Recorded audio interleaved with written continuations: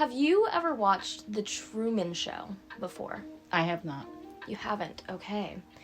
So, just a brief description. It's a movie about a man who grows up, his entire life is on TV, being broadcasted for millions. He actually, in the movie, is the most popular TV show on the network. But he doesn't know that he's on TV. So from the minute he's born to, I believe he's in his 30s by the time he starts to realize something's wrong, he's living on a set that was built by this person, a company that, adopted him. Nice. And so they raise him, and he starts to realize as an adult, but his whole life, is broadcasted to millions. Okay. Now, imagine for a second that you're a 12-year-old girl, your period is starting, and you're going through social changes at school, and then your mom decides to pick up a camera, and now your life is the Truman Show. That's not the time you want that to be part of that. Yeah. Definitely not. And unfortunately, that was the life of the Franke children. Oh. So Sherry Franke, she's the eldest of 6 children. And, she has her 2 youngest siblings are kind of the main victims of this case, but we can't say their names, for privacy reasons. But have you ever heard of the 8 Passengers Family Channel? No. Okay. The 8 Passengers Family Channel is, the Ruby Franke and her family.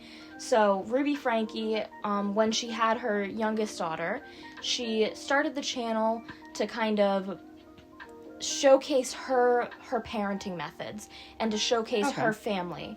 And actually this fits really well within the Mormon faith. It's very common for Mormon women, especially young families, to start family channels.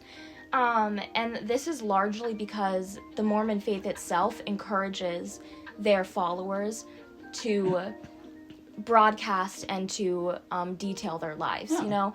Your job as a Mormon is to recruit people to the faith, and it's also to detail how you are following the faith so that future generations can follow along. So, family vlogging is just kind of the modern version of that journaling and that recruiting, It's become common, too. A lot of families do it to Yeah. keep that kind of new book. Exactly. And so when we're talking about this case, we're going to be talking a lot about the youngest children, so I'm going to ask you for some names.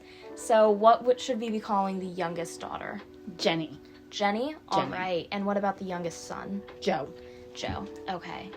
So when Ruby was pregnant with Jenny, she recorded her gender reveal. She recorded some of the birthing process, and she also recorded some cute videos of Jenny, at the house.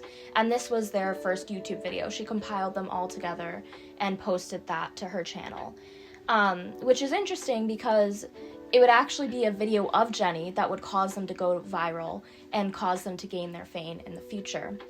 When Jenny was very little, she climbed out of her crib.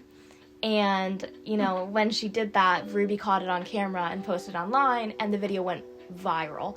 We're talking about millions of views. Okay. From, a cute little girl climbing out of her crib.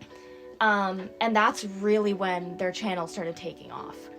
But as a result, it also meant that this family, all of these children, became trapped to this channel. Their lives started to revolve around this channel. Ruby started it as something that was supposed to be, a hobby, just a little extra journaling in the day, and instead it became their main source of income. Oh. It became what their lives revolved around every day. Waking up, mom's got the camera out, you have to have smiles on, you have to be obedient under the Lord, and you just have to always have this positive, fun demeanor so she can get that perfect clip to post online. So no private time.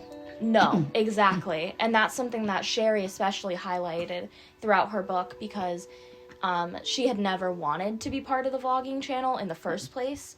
But her mom, asked her, and something she says later on is, well, how are you supposed to say no to that as a kid, especially when your mother's already abusive? How can you feel safe saying no to being on camera like that when you know that that's what she wants to do? And realistically, even if you said no, she might just do it anyway. Right, she's mom. Yeah. So while Ruby was making these YouTube videos, she kind of became known as, like, the strict mom, the religious mom, like, online, you know, really having that purposeful obedience focus, you know, being obedient to your parents, and by proxy being obedient to the Savior or Following the Lord. religion to the letter. Exactly. And a lot of this, even way before most of what it comes to the case started, is already very clearly abusive tactics. So, for example, when Jenny had forgotten her lunch at home, when she was, I believe it was in kindergarten, Ruby got a call from the school, and they said, "Oh, can you bring Jenny's lunch to school? Like, normal. We don't feel comfortable leaving her hungry. You know, she's the only kid without a lunch right now, and we don't have something we can give her. Can you bring the lunch in?" And, you know, Ruby told them that they're going to have to sit with that discomfort because Jenny's responsible for packing her own lunch. So that's just a natural consequence of her actions, you know? At 5. I believe it was either 5 or 6. Yeah, Wow. very, very young. This wasn't the only instance, of course. Especially with Jenny and Joe, they were very much Ruby's focus in the channels, but they weren't the only people that received this type of abuse. But another example of this was Ruby really believed in physical labor being used as punishment. So, you know, exercise or moving boxes was something that she used later on. She just believed that, like, physical activity as a punishment was a way for them to humble themselves and reconnect with the Lord. So, for example, if she came home and she felt that the house wasn't clean yet, 25 push-ups. Okay. One of the older sons, Chad, he actually at one point lost his bedroom privileges. So when he was older, him and his youngest brother, Joe, shared a room. And on one day, he thought it would be funny to prank Joe and say, "Oh my gosh, we're going to Disney!" But they weren't going to Disney, so Joe got up, he packed his bag, and then he said, "Oh, I was just kidding, we're not going to Disney." Well, Ruby didn't like that. Ruby saw that as disrespectful, as disobedient. And not just being kids. No. So, Chad lost his room and his bed for 7 months. Whoa. He was sleeping on a beanbag for 7 months. Ooh. Okay. Because he pranked his brother. And all of that was on the YouTube channel. Wow. All of that she felt comfortable posting online for everybody to see. And she really believed that everybody should be that was emulating the right her. thing to do. Mm-hmm. Okay. That was, you know, she was the superior mother, and everybody should be following along and really respecting what she thought was right. Spare the rod, spoil the child kind of philosophy. Exactly. So you have to enforce seriously. Got it. Yes, and that will be coming up later, actually. Oh, that's not good. I won't be mentioning it directly, but one quote that Sherry mentions in her book, actually. So later on, Ruby ends up on a podcast called Moms of Truth. It's something she founded. And she, at one point, has a quote where she says, you know, it's better to leave, like, welts on your child trying to beat the disobedience out of them. Okay. And she does reference, you know, the quote of spoiled, you know, right. Spare the rod, spoil the child. Yes. And so, obviously, posting all this online, while Ruby and her channel was very popular, she's gonna face backlash. Like, you can't get away with, you know, posting that you left your kid without a bed for 7 months and not have people online saying you're a horrible Or welts parent. are okay. Yes, that comes later on. But yes, that absolutely did face a lot of, you know, internet response for her. And unfortunately, Sherry Frankie would say that it only made it worse. Ruby kind of saw this as almost a challenge. Like, you're calling me out and saying my parenting is wrong, but really you're wrong. I'm walking the path of the Lord. You're all going to hell. And she kind of doubled down on this extreme obedience and extreme making it even punishment. worse for the kids. Yes. So the more and more the internet reacted, the more extreme Ruby became at home. So we've talked about, Ruby. We've talked about the kids. There's 6 children. We've got Sherry, Chad, 2 middle children that we won't really be talking about, and then Jenny and Joe. Where is the dad? Yep. And unfortunately, that's a question you're going to be asking a lot throughout the story. But I'll just give you an introduction to who this man is. So, Kevin Franke, he was a professor at BYU, or he was before this case. And him and Ruby actually met in college.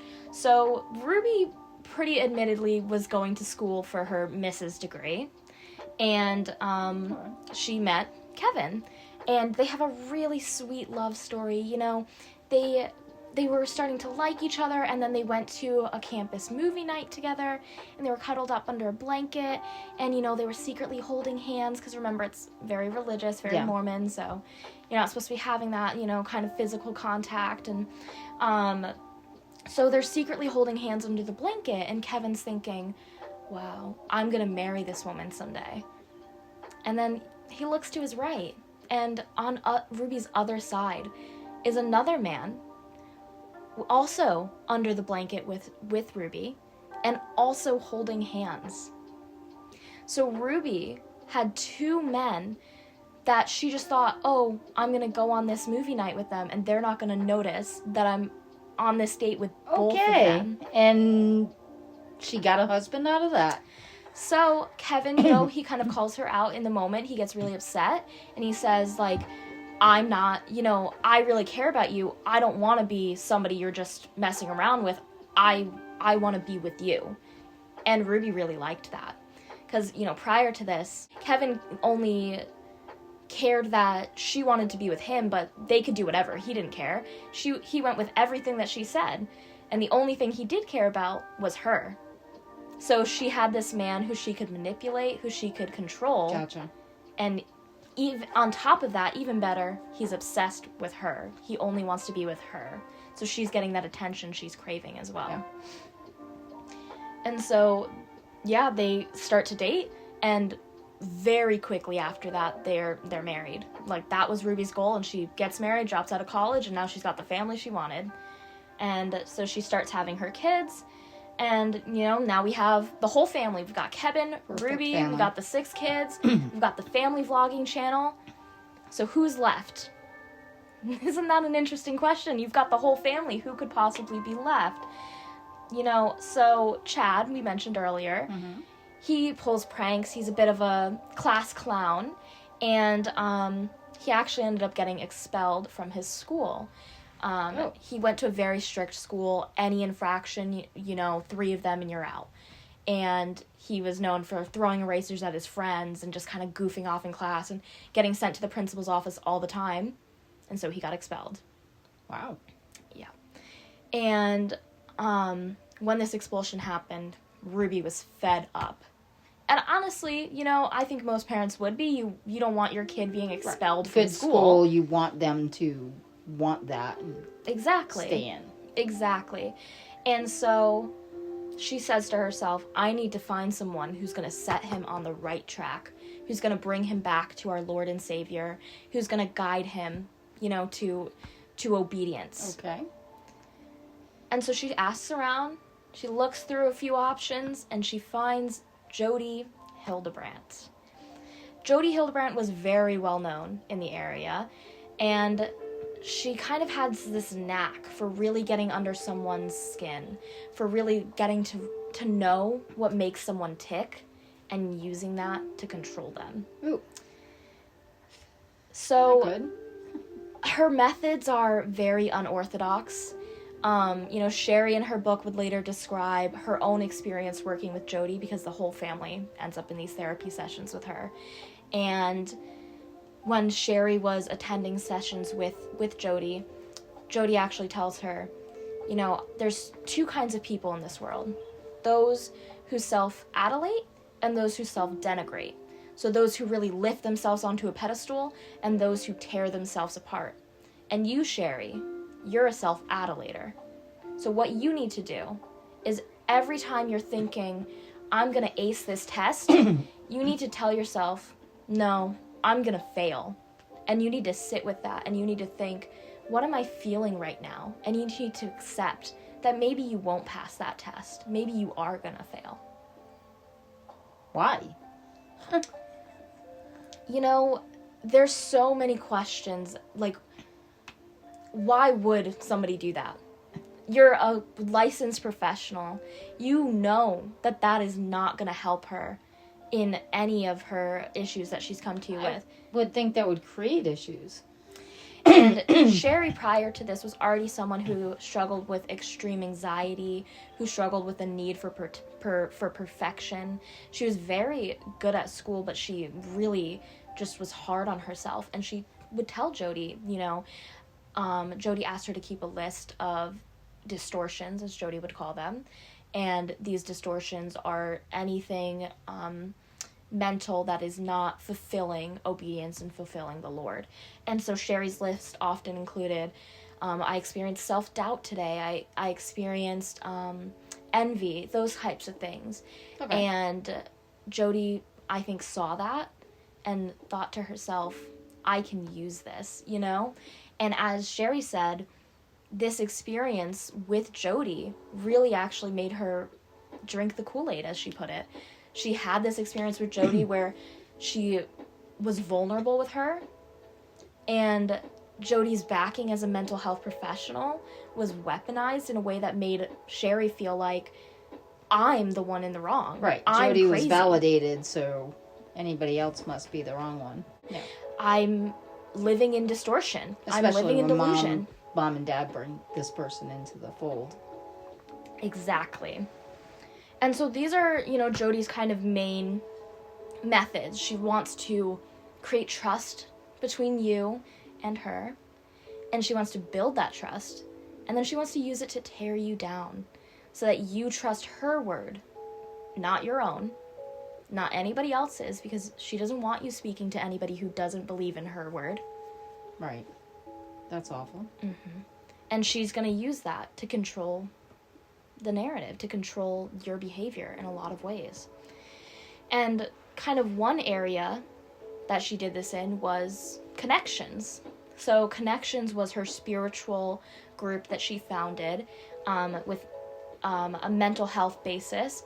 And her main focus with Connections was to work with married couples and families through group counseling sessions. Now, when I say group counseling, I don't mean the husband and the wife together. I don't mean the whole family together.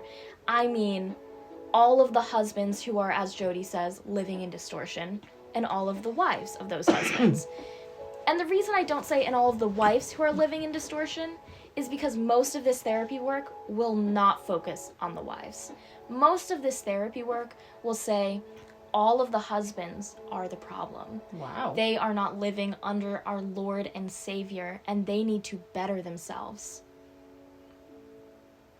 And in order to do that, they need to listen to her word. They need to listen to what she says. Everybody need to follow her. Yes. She used this tactic with Sherry. She used it with Kevin. She used it with Chad. She used it with everybody in the family. The whole family. And they trusted her. They believed this is going to bring us closer to the Lord. And so Ruby and Jody become more and more interconnected. And it's not really clear if Ruby ever had her own counseling sessions with Jody. It kind of seems that they formed more of a friendship from the beginning.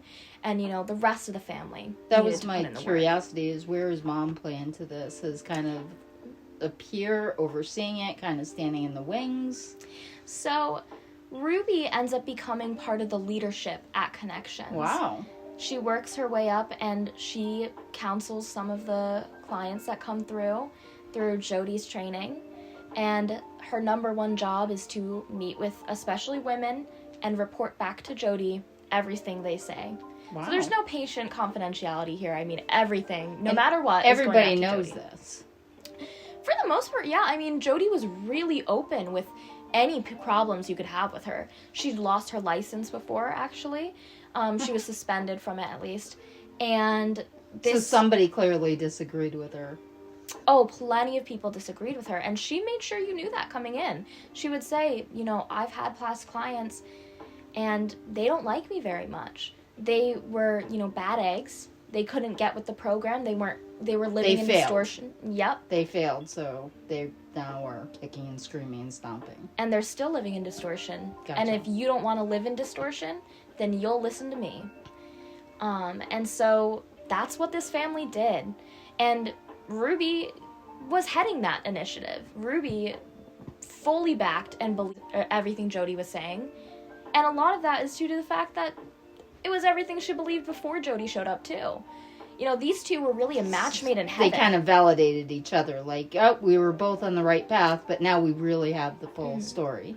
They both believe that they are living the truth of the Lord. They're carving paths for others to follow. Right. And as long as everybody follows them, they will be led into the light as well. And they just kind of fed off each other, validating what right path it was. Got it. Exactly. Okay. And so that podcast I mentioned earlier, Moms of Truth, that is Jodi and Ruby's podcast. Oh. So they started it to kind of to preach their parenting methods to the world.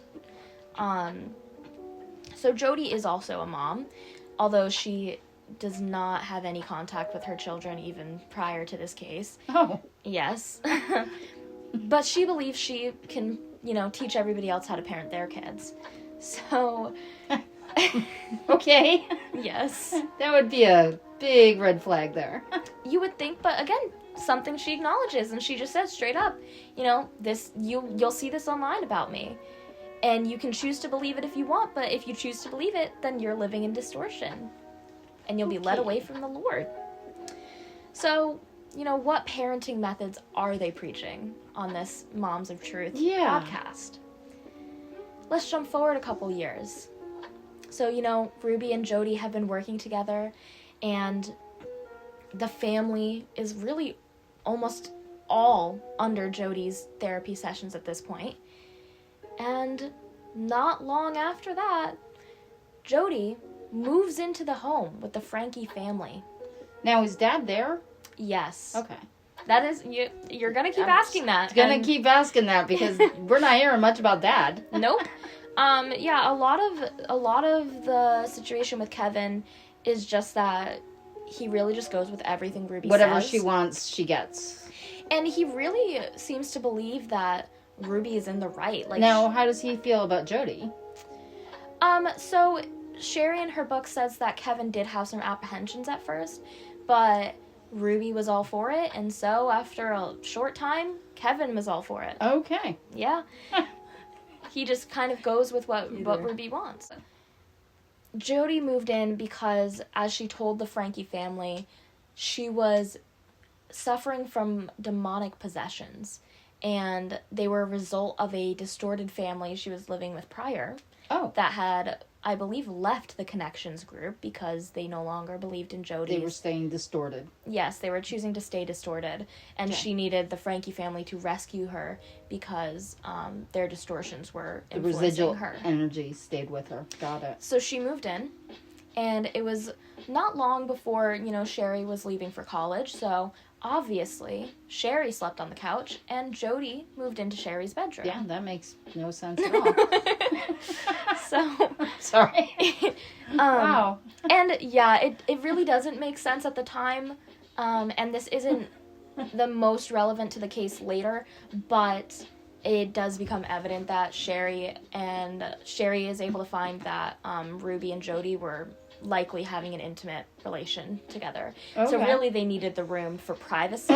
You know, privacy that the rest of the family isn't allowed because they're all being Right, because vlogged. so many people, you kind of share spaces, so nobody has that privacy. The husband At this and wife, point- but nobody else. At this point, they are, they've built up a financial standing through the vlog channel.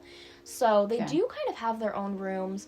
They lived in a nice home. Bigger home, lot Yes. more bedrooms, that kind of thing. Yeah, so Sherry had her own room. The parents had their own room. I believe 2 of the sisters shared and the 2 brothers shared. And you said it's Mormons, Utah. Yes, yep. So Ruby and Kevin are still sharing a bedroom, but there were times that Sherry said that she would kind of look upstairs in the middle of the night from her position on the couch and see Ruby sneaking out of Sherry's bedroom from a night over with Jody. Her hair a mess and going back to her parents' bedroom. Okay. So it's likely that there was more to that situation. And while Sherry is living on the couch and Jody is sleeping in her bedroom, the situation kind of continues to escalate, as you can imagine. Kevin starts to be more ousted from the family. The more that Jody is in the home, she starts to say that she's seeing more distortion with Kevin. He's not progressing as she would want him to. So, is Mom leading the situation, or is Jody leading the situation? That's a really great question, and it's kind of hard to determine in this case because I would almost go as far to say that 95% of the actual abuse that occurs in this case is a result of Ruby. She's the one doing it. Okay. She is really making all of these choices. But is it because of Jody's suggestions, or is it really Ruby's thought process and agreement? Like, did they work together, or are they just one's feeding off the other? I would argue that it's both. I think they both believed that they were the one in control. Okay. And I think they both believed they were influencing the other. And as a result, they just kind of kept escalating their mentality and their behavior. Just taking it more and more extreme as they went. Exactly. And so, part of the reason that Jody does have so much influence in this area is because she's their mental health counselor. Right. She has the background in this. So when I'm saying, Jody's saying he's living in distortion and that's causing him to be more disconnected from the family, it's because Jody has that mental health background and is having counseling sessions with him that she's saying, well, he's not progressing in counseling. He doesn't care about this marriage. He doesn't care about this family, and he's not willing to live under the Lord. So he needs to put in this real work, and that starts with isolation. Okay. Ruby and Kevin become more disconnected, and Kevin kind of becomes a visitor to his home. Kevin is allowed to leave whenever he wants, but Ruby has to give him permission to come back. Wow. And the more that this is going on, the less that Kevin and Ruby are sharing a bedroom. Ruby kind of starts having more sleepovers at Jody's room, and the less that Kevin is really being an active participant in the family at all. So this continues, over time. Kevin keeps becoming more disconnected, but Kevin was not their main focus. And unfortunately, Jenny and Joe were the main focus of this distortion work, of this perceived demonic behaviors. So Ruby would go on to say that, Jenny and Joe were entitled and selfish. And mind you, by the time this case is over, Joe is 12 and Jenny is 9. Wow. So over the years, we're talking about 6-year-olds, and we're talking about 9-year-olds. We're talking about the developmental young children. stages. Yes. Yeah. And from all accounts that I can see, these were not selfish children. They wanted to clean in the home. They were good at school and social with the family, and really active participants of their family. There was nothing going on that would suggest these children are entitled and selfish and not worthy of their family. And affection. Yeah. Mm-hmm. So, the first sign that something was really wrong with this relationship, for Sherry at least, was Christmas of her freshman year of college. She came home, and they all gathered around the Christmas tree, and they all sat down, and Kevin and Ruby and Jody came and set them aside and had something to tell them. So they let everyone know that Jenny and Joe would not be getting any Christmas presents that year. They needed The youngest. Yep. They Okay. would not be getting any Christmas presents because they needed to learn that children did not automatically have the right to a magical childhood. I think they already picked up on that, sadly. Unfortunately. And not only were they not given Christmas gifts, but they were expected to sit and watch everybody else open theirs. And on top of that, they also weren't allowed to speak to anybody else in the family. What could they have possibly done that would create having to do that to a small child? They were living in distortion.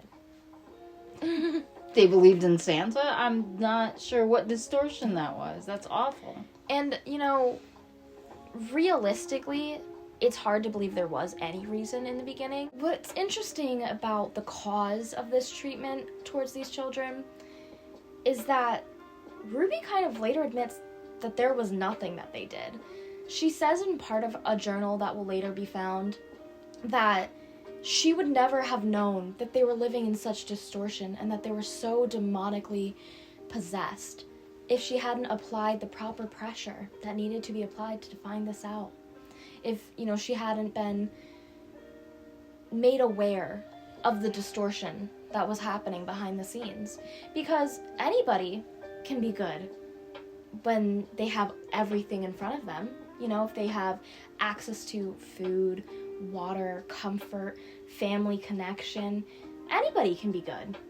But if you remove those things, then you can see the true distortion that lies underneath. That's horrific. So, after that Christmas happens, problems continue to escalate. Jody did eventually go back to her home. You know, finally. Okay. Good for her. But it wasn't long after that Kevin was asked to leave as well. Okay. One of the ultimate steps in Jody's therapy methods, especially when it comes to working with husbands, is to ask them to leave the home when they simply are not progressing with their distortions.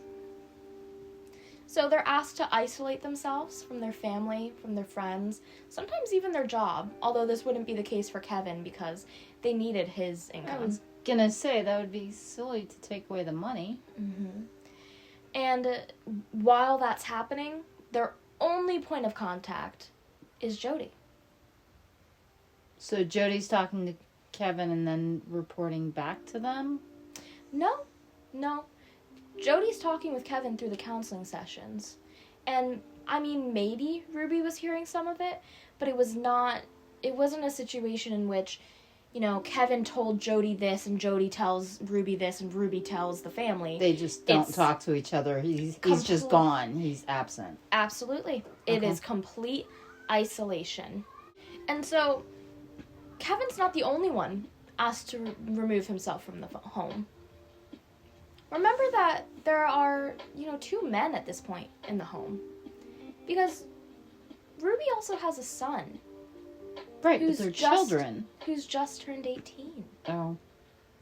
And Chad, he's a prankster. He's a class clown. He is living in distortion. And he's not ready to commit to the family. He's not ready to be obedient. So, he needs to go prove that he's worthy. Where are they going to go? Originally, Sherry at least was under the impression that they were at least moving out together. She would later find out that Kevin was in one apartment and Chad was in another, actually only minutes from where Sherry was living. Oh. But she would have no contact with them because she was told she wasn't allowed to. And she would reach out. She would text her father. She would try calling him. She went to school at the very university that her father worked. She bumped into him on occasion. And you know what he did? He turned and walked the other way. Wow. Okay. She didn't do anything. See, it wasn't about what she did. It was about whether or not he was worthy to speak to her. Okay, so she wasn't caught up in distortion, quote unquote? she would be considered caught up in distortion later, but that is not why. Okay. That is not why Kevin wasn't speaking to her or Chad wasn't. He was speaking not to her. allowed to. Yes. They were not allowed to. Because they wanted to make progress on themselves, and they were told that to better themselves, they had to cut themselves off completely. And they really believed that doing that would allow them to connect with the Lord, would allow them to put in that emotional work they needed to better themselves. So cutting the emotional ties from their immediate family would allow them to have emotion with the Lord? Would allow them to work through their distortions, to be connected with the Lord, Okay. and to reconnect with the family later. So if they put in that work, then they could come back. Right. But cutting complete ties with your immediate family, your own flesh and blood children. Yes. Okay. That is exactly what Jody advocated. That is actually one of the main reasons Sherry becomes considered distorted, because she's not okay with this. She's not okay with cutting out her father and her brother. And she does try to make contact with them, and Ruby sends her very long messages about how awful she is and how selfish and entitled she is to try and ruin her brother and her father's work that they're putting in. You know, they're trying, Sherry. They're trying, and you're ruining it for them. Wow. Because she wants to keep communication going. Okay. So Joe is around 11. He didn't get thrown out because no. he was too young. Yes. There's still just kick him out yet. They need to help him put in the work because he's a kid. Right. But Chad's an adult, according to them. You know, he should know by the age of Actually, 17, 18 might years old. help him to be separated from the family. Well, what's worse is prior to this, they actually made him quit the track and other sports teams he was on to focus on the Lord as well. So his teamwork and people that probably could have helped him. Not only that, he was a star athlete and was actually being scouted by colleges in the area. Wow. So he could have gotten So full ride scholarships. family pretty much destroyed chances for him. Yeah, I mean, Sherry in her books essentially says that they did their best to destroy his future. Took away opportunities that he would have Yes. had, definitely would have had. And they did the same for her. The only sport that she liked was track, and when she starts sessions with Jody, her mom also has her quit track to focus on her distortions. Oh. And she convinces her to do this by threatening to take away the car and to cut her off from the phone plan and to kick her out of the house and these types of things. And at that point, Sherry was too young to go out and do any of those things on her own. So she had to go along with it. Right. It was better to follow along than it was to lose everything. Mm. And in a lot of their beliefs, it seems that the men are kind of more of the problem. It's the dad being kicked from the home. It's Chad being kicked from the home.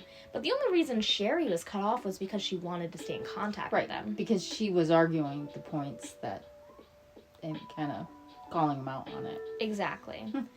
And so imagine you've spent a year in that isolation.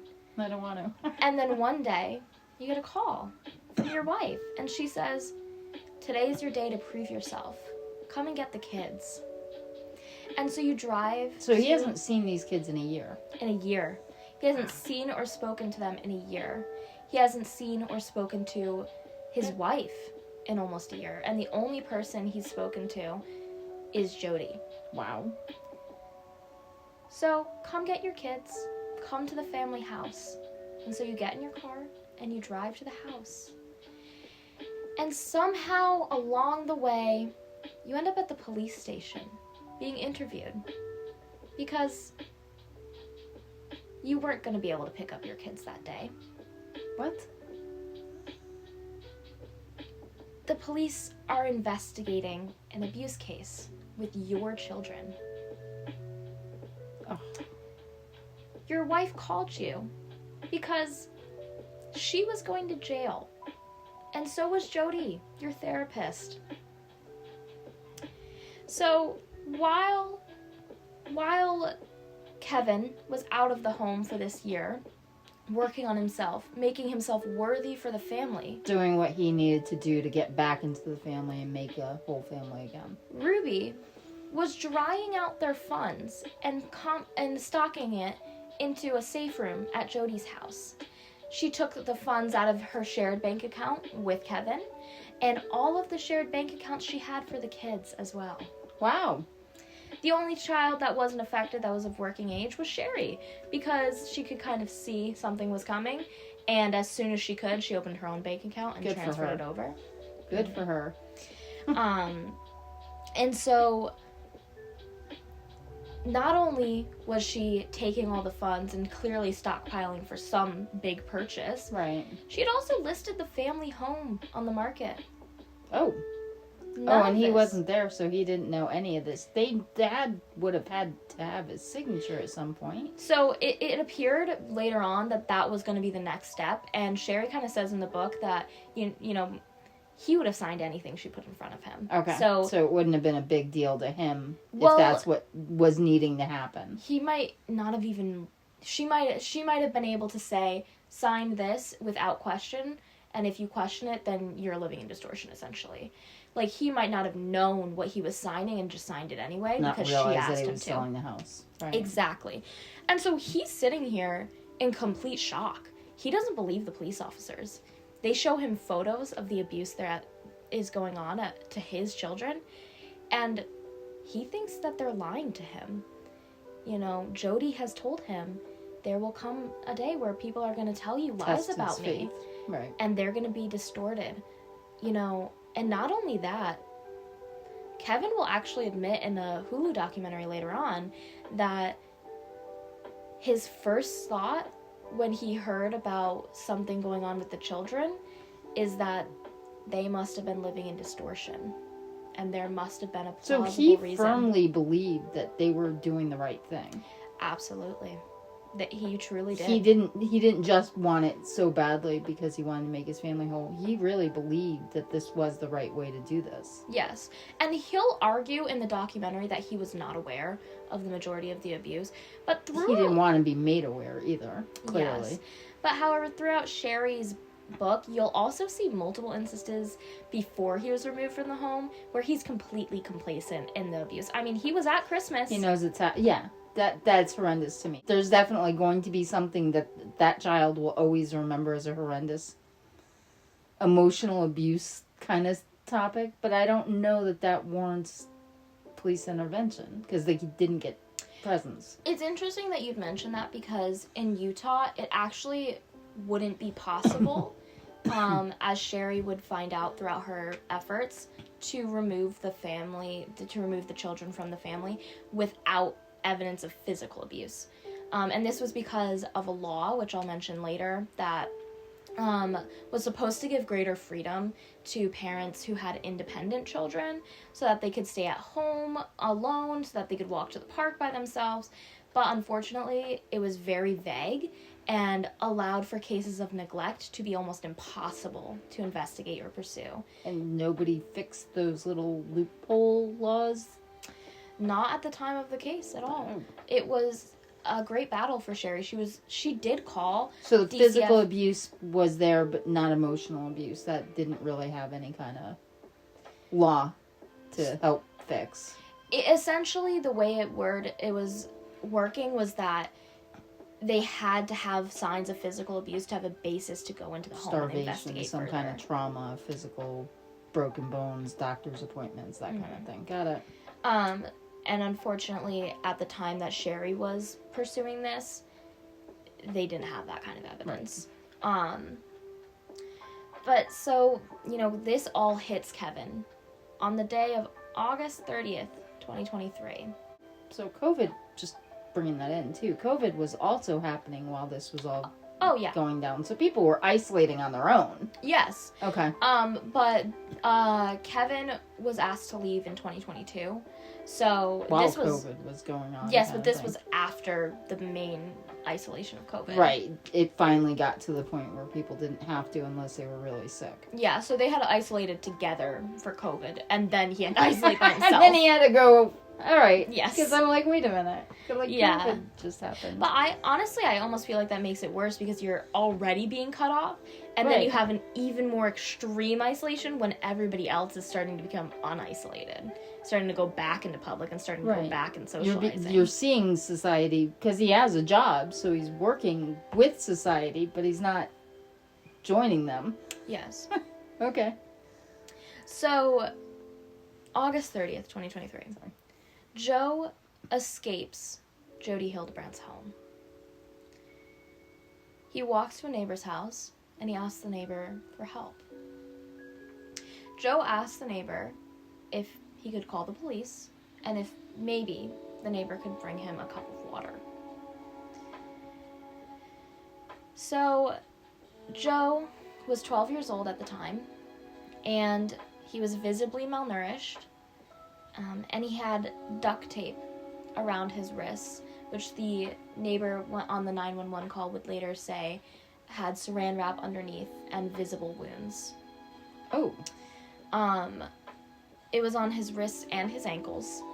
And as the neighbor was calling the police, you could hear him get choked up on the phone call as he was describing the condition that Joe was left in. And he even said that when... Wouldn't that be considered physical abuse? Yes, this is what Okay. was able to spark the case. Okay. So this is, this is the year after Kevin's been isolated. This is after Sherry's already been making all these attempts. These kids were homeschooled, or were they going into school at this point? After Kevin left the home, Jody and Ruby had the children pulled from school. So she isolated them as Yes. well. And into- remember, this law, kind of made it so that they couldn't prosecute neglect. So she was neglecting their educational responsibilities, but they couldn't pursue that. Right, because everybody was going back to school. I mean, homeschool still has a rigid structure. You still need to be able to have your children hit certain markers. There are religious exemptions for some of this as well, and I believe Jody and Ruby were able to qualify under that. Right. But yeah, I think a lot of it came down to that one law preventing them from investigating it further. But so, the neighbor, as he's on the phone call with the police, he's getting choked up and he's talking about the condition that these children are in. He even goes on to say that Joe actually tells him on more than one occasion that, what happened to him was his own fault. That they shouldn't feel bad for him because he's the reason it was happening. And Jenny was also still at the home. And so after they come and collect Joe, the police go to search Jody's premises. So Jody actually opens the door when they come to investigate. She's on the phone with her attorney, and she's trying to keep the police from entering, but there's a child's safety at risk, so, they can enter anyway. They don't have, right. Yes. And they did search the house. At first they couldn't find her, but they were able to gain access to a safe room while they were searching. And inside the safe room was rope, handcuffs, and cayenne pepper paste, which they believed was used on the wounds that were on the wrists and ankles. Oh. So, That's physical abuse. yes. Oh. So the wounds on his wrists and ankles, they said, were caused by the rope. The rubbing of it. Yeah, that they had him bound, and that had left rope burns, and then they applied cayenne Did and put... say why they were binding this child? Yes. We'll get to that for sure. Okay. Um... Horrific.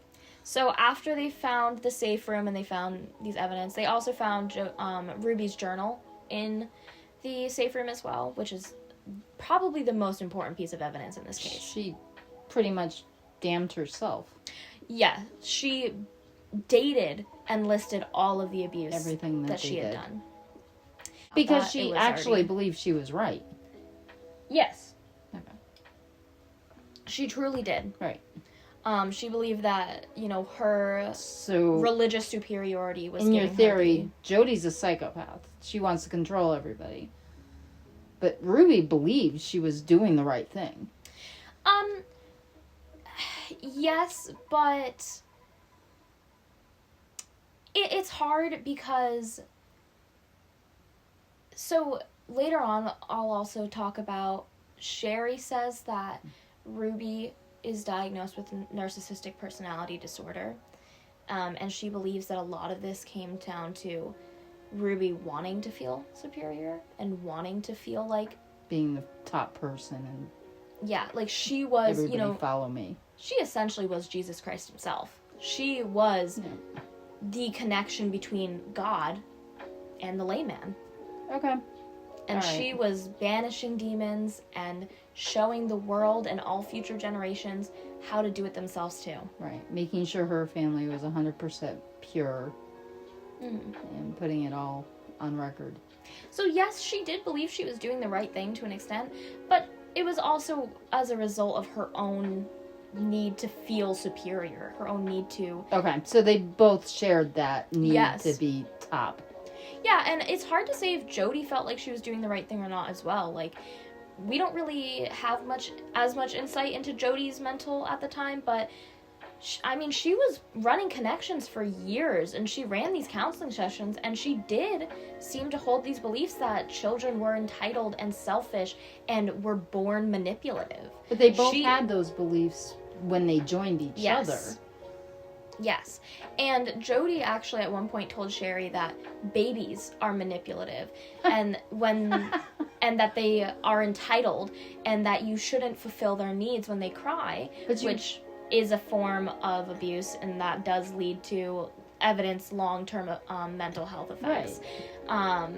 However, Jody believed that, they're trying to manipulate you under demonic purposes, and so you need to deny them that. Okay. You need to fight their distortions.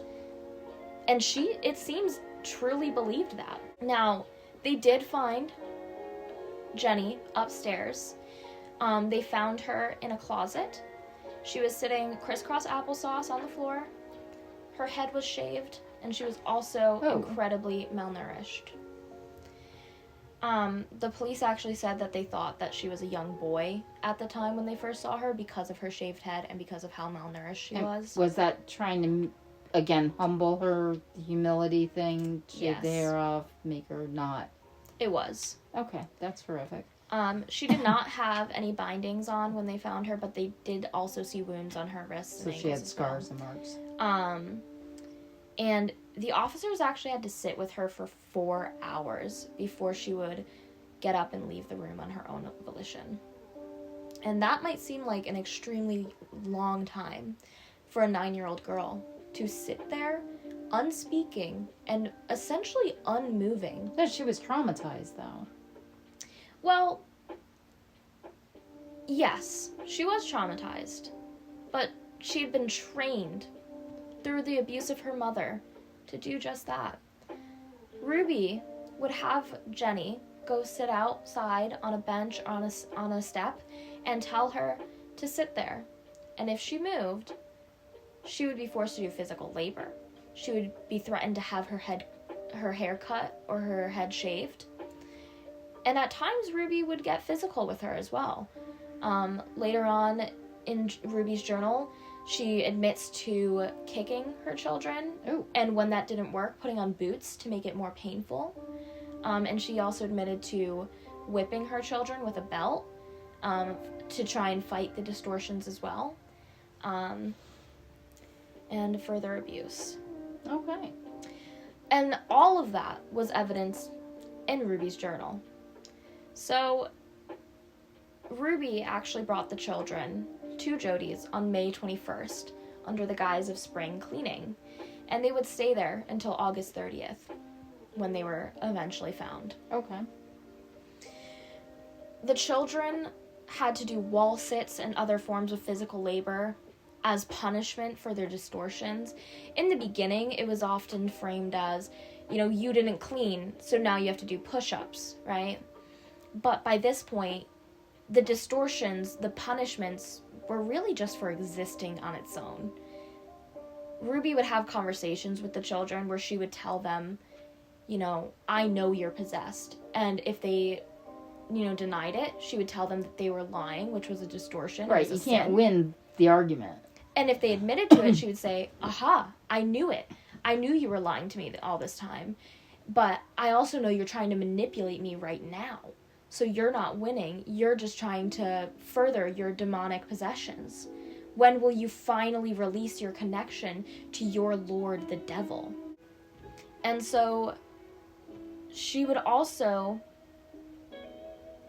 have the youngest son, especially Joe, stand outside in the sun for hours on end as a way of trying to remove the demonic possession from him. It seems that maybe she believed standing in the light would kind of help this process. Vanquish the demons. Because whenever he would attempt to stand in the shade, she would kind of believe that, it was the presence of the demons that was causing him to do that, not somebody trying to get relief from unrelenting heat and sunlight. Right. It was, he wants to live in the darkness instead of living in the light. And so at one point, one of the things that she would have them do is carry boxes up and down stairs to get that physical labor in and to connect with the Lord, to humble themselves. And at one point, Jenny refused to do that. So on July 14th, Ruby shaved her head in response. Okay. And at that point, she had already cut her daughter's hair prior to this as So another punishment. There was the next shaving. It was just a continuing pattern of, I'm going to shave your head or cut your hair in a form of abuse.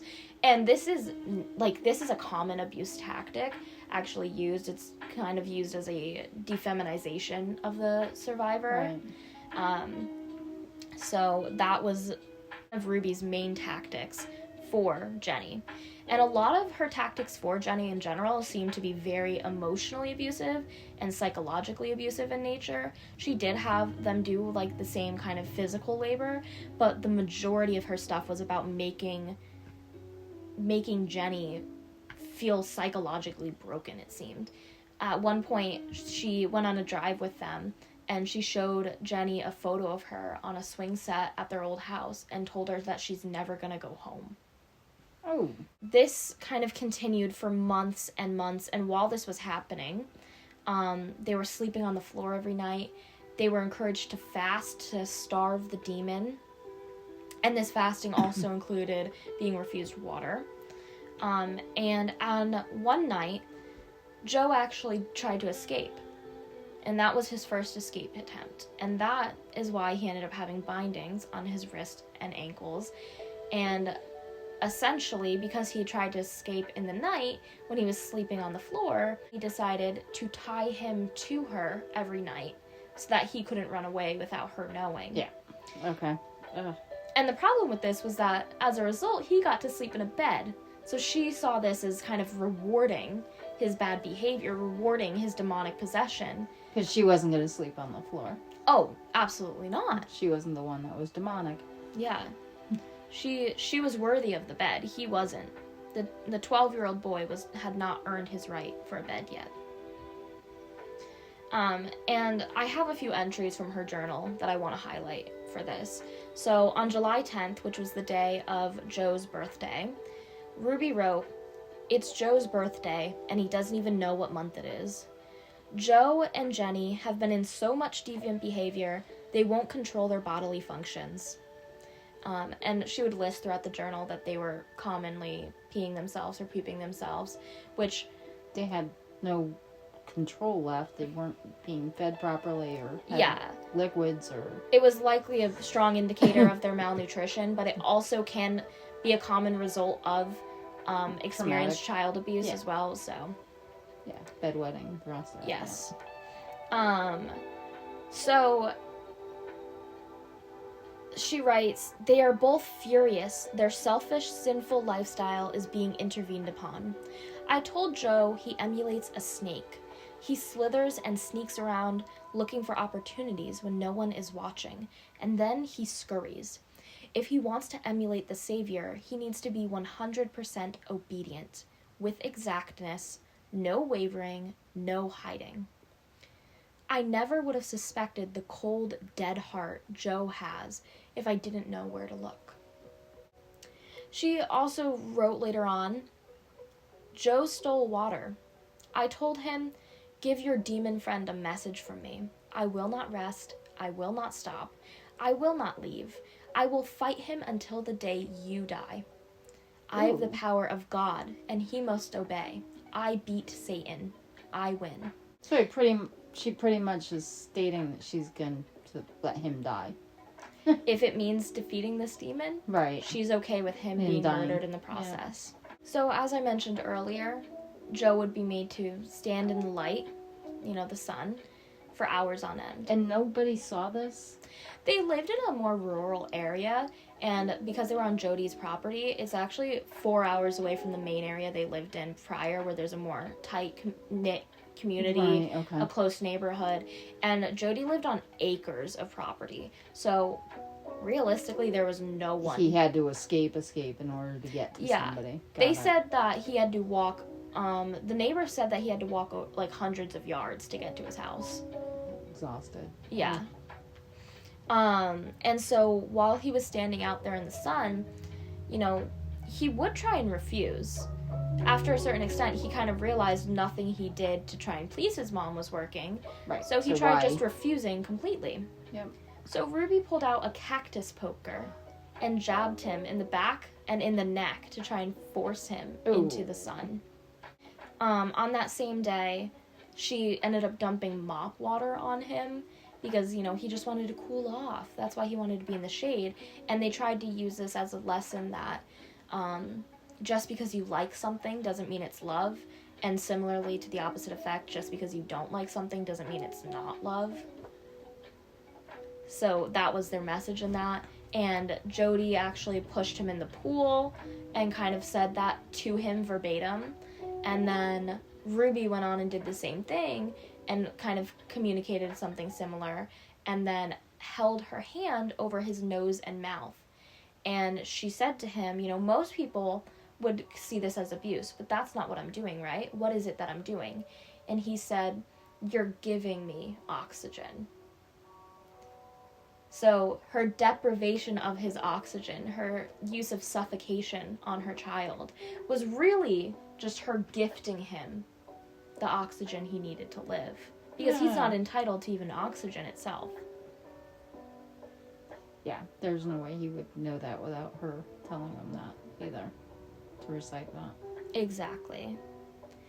And so, the children would often be caught stealing food and water, and that's when they would have these punishments.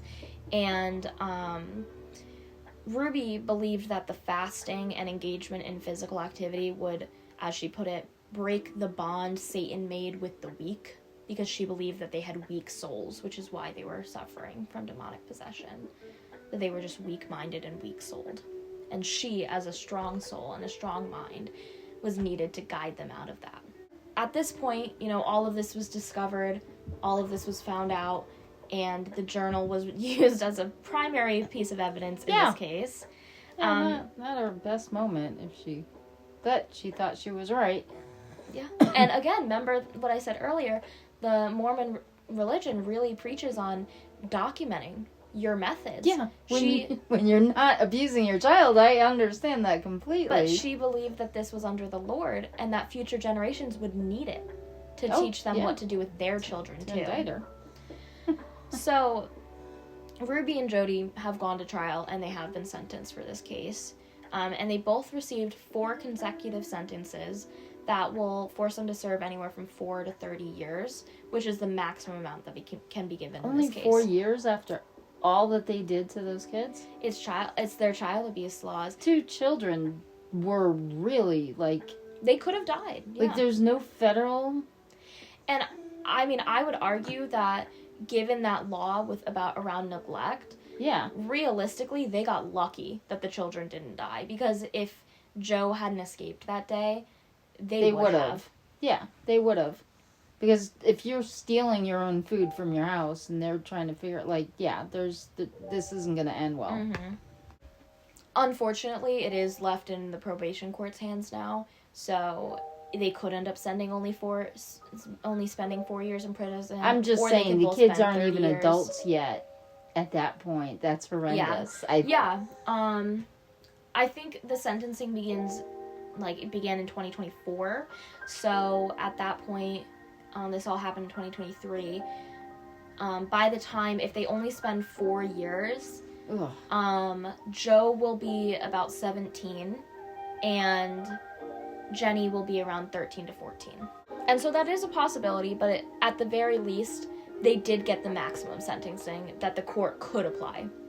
So while it's not great that they couldn't apply more, and they couldn't, provide a cutoff, they can't serve under this amount, they did get the maximum sentencing. Protections for the children? Is she not, losing parental rights would be the minimum. I honestly didn't see much protections for the children given in this case. Really? I don't believe I'm sorry. I know. I don't. This has got well documented. Ruby has rights to her kids at all anymore. They were removed. Kevin at this point, Kevin has the children. But where is Kevin with this? Because Kevin was a catalyst by allowing it. So Kevin had to undergo intensive psychological So did the therapy, kids. The kids. To prove that he was no longer believing all of the stuff that Jody and Ruby had been preaching, and to prove that he was psychologically fit to care for his children. So he does have the kids. Sherry and Chad are back in contact with their father, and it does seem like the family has reconnected in that way, without Ruby. So Ruby and Kevin have divorced while Ruby's in prison, and she has tried to contact him on some occasions, and they're mostly have gone unanswered. She did write a letter to Sherry at one point, and Sherry said that throughout the whole thing, the only part that she apologized for was not spending more time with Sherry before she went to college. No, I'd be thankful for that at that point. Yeah. For Sherry, I'm like, oh, yeah, no, I dodged a bullet. Thanks, Mom. Yeah. So there's a lot of theories as to why this might have happened. I think the main cause is around psychological. Does anybody talk to her today? Jody, does anybody talk to Jody? Does anybody, None of the family, as far as I'm aware of, talks to Ruby. I'm talking about professionals at this point. Oh. Do they still believe they were somewhat right? I don't think they can publicly disclose their counseling. They do for Marilyn Manson. That's why I'm curious. It's hard with these cases to not want to understand why it happened, right? And so the main theories behind why, especially Ruby, would commit such a horrific... To her own kids? Absolutely. To her own children, are psychological abuse, or psychological, backings, and cult theories. So for psychological, as I said earlier, Sherry highlights the narcissistic personality disorder, and she believes that the YouTube channel was really what escalated this in the beginning, and Jody was kind of just that last piece needed. Yeah, she validated her. Because, again, every time Ruby saw, lashback online, it only made her get more extreme. So she was going more and more extreme already, and then, that last person came in and just said, you're doing everything right. Yeah. You're the one in the right, and everyone else is living in distortion. So it really kind of caused her to further escalate. And on top of that, we have the cult side of things. Now... But, okay. I'm just going to bring this up. So she says overcrowding, whatever. She gets out in that 4 years. She still believes this is the process. She's going to indoctrinate other people. She's still going to preach her cause. While she was on trial, she did say that the further she's been from Jody, the less she believes in what she did. But Sherry doubts that. She believes that was just a tactic used for the jury and for the court to try and make them feel pity on her as a mother. She wanted to paint herself as a mother that had been manipulated into this abuse. And she was following and not leading. Sherry really wants people to know that she doesn't think that's the case at all. Sherry really says, my mom was always abusive. Right. This didn't start with Jody. This was just validated with Jody and brought to a new level. And Sherry, in her book, actually writes a kind of a message to her mom, because she knows, Ruby is probably going to find out about her book, is probably potentially even going to read it. So she writes in her book, Ruby, you did this to yourself. She did this to herself. She abused those children. Right. She can practice what she preached. She's living in distortion, as one might say. And so that kind of reconnects the topic of distortion to the cult side of things. Now, according to an article, Child Abuse in Cults, cults are pseudo-religious groups that have religious principles according to the cult leader. They isolate the members from larger society and prohibit children from attending public schools or receiving medical services outside the cult. Brutal physical punishment is often used, and parental nurturing is discouraged as it threatens the cult leader. Cults sometimes additionally use incest, starvation, denial of medical care, and emotional deprivation. And unfortunately, this case hits most of those bullet points. It hit a bunch of that, which is horrifying.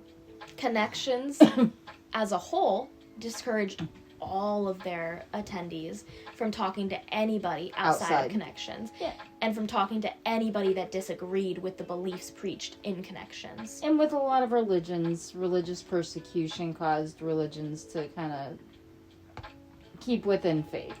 Mm-hmm. Put it that way. But, for kind of reasons of their own, if they were persecuted, then they went to people to understand each other. Exactly. The children were removed from their schools, and actually at one point, Ruby even gave away the family dog so that the children wouldn't have to go outside the home to walk it anymore, because she didn't want them being able to go out on their own. Because somebody would have had to take care of the dog. And she didn't want them bumping into nosy neighbors who would have questions for them, because at this point it became very well known within the neighborhood that something was going on that was wrong within the family. And, a lot of the neighbors were also calling DCFS, but again, they couldn't do anything because it was hearsay. Yeah, and it was, again, at that time, there wasn't evidence of physical abuse. Right. And, the religious principles aspect of it for Jodi's beliefs, they were all listed directly through Connections, and they were built upon prior to this abuse. And extreme physical punishment was used, starvation was used, all of these major bullet points were used in this case. Right. So, at least from my perspective, that is what I would argue is probably the number one cause of this case is cults, the cult mentality of following blindly. It's what brought it to this level. Yes. Yeah. And giving ultimate power to the people at the top, which in this case is mainly Jodi, but also Ruby. Right. Ruby and Jodi meeting each other kind of did the cult following. Two people that had similar philosophies and beliefs separately that meet together and realize that this is validating each other. Mm-hmm. And then already having the foundation or the religious organization to follow. Yes. And, so as this court case has resolved, there has been a pretty large public impact from this case. There was obviously a great public outcry when this came to the media, and a lot of public attention since they were family vloggers. And in relation to that, Sherry Frankie has actually become an advocate against family vlogging. She speaks out about how it is exploitative in nature. There is no reality in which a child can remove themselves from the situation. No, they have no they ability can't. to consent. Well, I didn't do it, but I get where, video is just it's the same as taking pictures or writing things down. If it's used not to an extreme, like it has been in this case, where people document it for an hour or two or something like that. I don't think that's too far, but when you go to this, but again, it can lead to what you're saying too. I think what comes into question when you're talking about documenting is who are you documenting it for? Most families have some sort of photos or videos from the kids' childhoods to look back on. A lot of families do do have the like family camera that they pull out, and you know, it was pretty common, especially in like the 90s, to have like Videos. VHS tapes Yeah. of like every recital and Christmas and all of that for, you know, the kids to look back on in the future. But that was for the family to look back on. When we're talking about family vlogging, we're talking about the public. The world seeing We're it. talking about Right. millions of people hearing about Sherry getting her period for the first time. Yeah, Or teaching her little that's all sisters things how I to don't want shave their shared. legs. Yeah, and I don't know if your second and third cousins even need to know that stuff. So, yeah. Define family and where the limit is drawn on who gets shared and who doesn't. Yeah. It also encouraged Ruby to treat every single activity in the family or every event that happened as just another piece of content.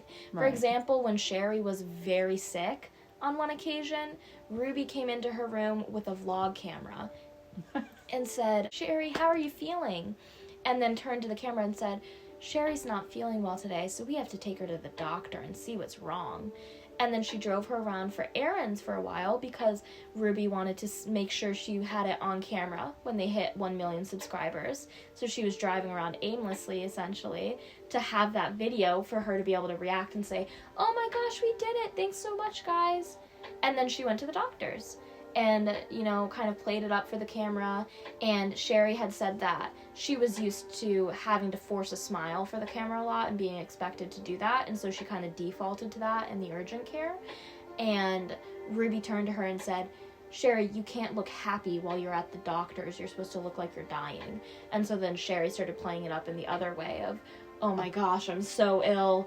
Like, you know, looking even worse for wear. Yeah, everything was a stage. Got it. And her daughter was really sick, but it wasn't enough. It had to be the right amount of sick for the camera. Right. It's got to show. Exactly. And so Sherry really puts an emphasis. I mean, she's the reason that all of the younger children's names are kept private. Good. If you went online, you can find their names. And that's where I do think the court system has failed, that, you know, these children's names haven't been changed and in order to protect them. And they also, And I thought under 18 they're public. not allowed to be public. I thought that was usually. but they had a family vlogging channel. So it is public there. So every one of them, you can find their date of birth. You can find fun facts about them online. So 'cause even they're if there's shared. privacy acts with the courts, there's no privacy with the blogging. Got Yes. And so that's why Sherry has really purposely kept her younger siblings out of the public spotlight, it. Yeah. to try and protect them and to advocate for these family vlogging channels to be banned pretty much entirely. Yeah, there's really no need. Like, it's not a how-to video. It really isn't. Yeah, and so that's where a lot of this case now lies for the future. Obviously, there's so many other parts of this, and people have also advocated for greater mental health responses and restrictions, but it really came down to family vlogging.